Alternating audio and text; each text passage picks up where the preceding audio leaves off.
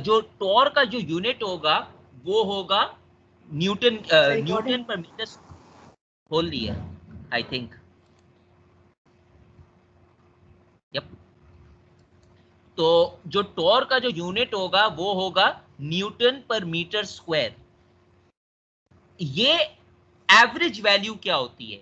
Average value of skin fraction coefficient is determined by integration of the local skin x is 0 to x is equal to L। इसका मतलब ये हुआ कि आपकी जो average skin friction है ना वो इस पूरे प्लेट के ऊपर होती है, इसके और इसके बीच में इंटीग्रेशन होता है। इन सिंपल वर्ड्स आपको सबसे आसान तरीका बता दूं। सबसे आसान तरीका यह है कि इसको इस तरह याद रख लें कि आपका जो एवरेज स्किन फ्रैक्शन है ना that is going to be double of your local skin friction. उस अगर कंडीशन आपकी वही है तो it is going to be the double of your local skin friction. Drag force हम किस तरह कैलकुलेट कर सकते हैं, ये दूसरा फॉर्मूला आपको मालूम होना चाहिए। एक फॉर्मूला है स्ट्रेस कैलकुलेट करने का, दूसरा फॉर्मूला है फोर्स कैलकुलेट करने का। Force can be calculated as CF 1/2 rho AU square,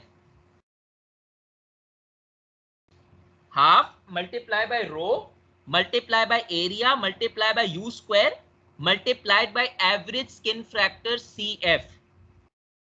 ये इक्वेशन फेमिलियर है? ये कहीं देखा है आपने?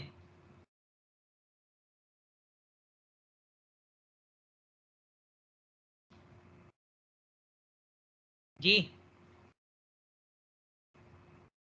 रैले मेथड याद है? जब हम एक इक्वेशन की बात कर रहे थे और मैं आपको दिखा रहा था कि रेनॉल्ड इक्वेशन कैसे यूज होगा उसमें, याद आया?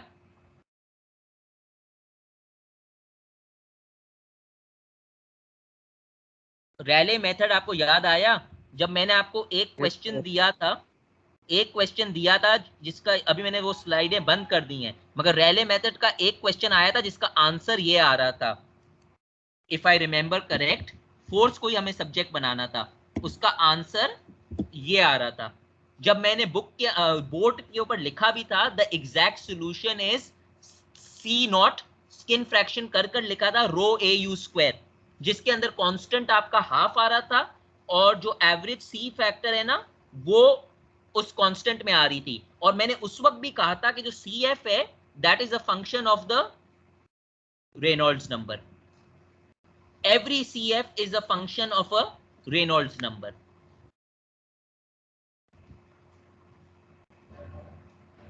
यहां तक कोई सवाल?